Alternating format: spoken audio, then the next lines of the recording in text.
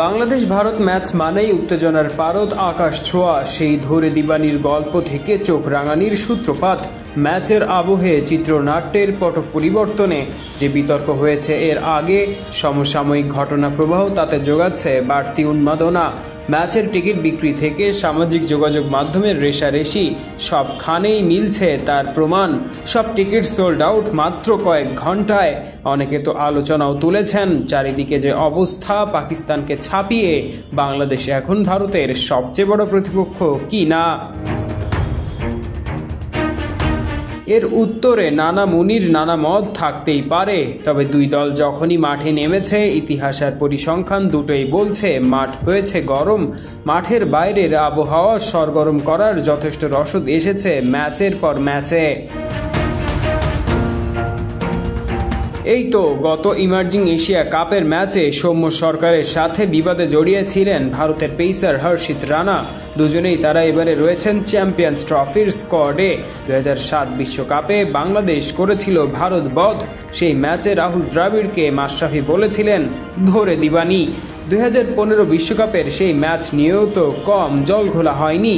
ক্যাচটা নিতে যে বাউন্ডারি কুশনে শিখর ধাওয়ানের পা লেগেছিল কি না তা আজও চর্চার বিষয়। রোহিত ক্যাচ দিয়েও বেঁচে যান বিতর্কিত নো বলের সিদ্ধান্তে। নিধাস ট্রফির ফাইনালও ছিল থ্রিলিং। 2016 টি-20 বিশ্বকাপের ম্যাচে ভারতের কাছে যেভাবে বাংলাদেশ হেরেছিল তা কেউ মনে করতে চাইবেন না। শেষ ওভারের 11 রান তাড়ায় টানা 2 বাউন্ডারিতে সমীকরণ যখন 3 বলে 2 রানের, বাংলাদেশ সেই ম্যাচটা হেরে যায় 1 রানে। 2022-এর টি-20 বিশ্বকাপের ম্যাচে ভেজা ও পিচ্ছিল মাঠে খেলতে বাধ্য করা হয় বাংলাদেশকে। ডিএলএস মেথডে 17 রানে এগিয়ে থাকার পরও ভেজা মাঠে খেলতে চাচ্ছিলেন না সাকিব। শেষমেশ ম্যাচের সেরা পারফর্মার লিটন স্লিপ খেয়ে পড়ে রান আউট হয়েছিলেন। ওই ম্যাচেই ফেক ফিল্ডিং করেছিলেন বিরাট কোহলি, অভিযোগ করেছিলেন নুরুল হাসান সোহান।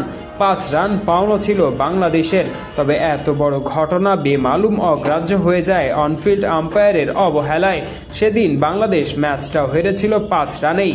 সেই ম্যাচের রিজার্ভ আম্পায়ার আদ্রিয়ান হোলস্টক আর ম্যাচ রেফারি ডেভিড বুন থাকবেন এই ম্যাচেও।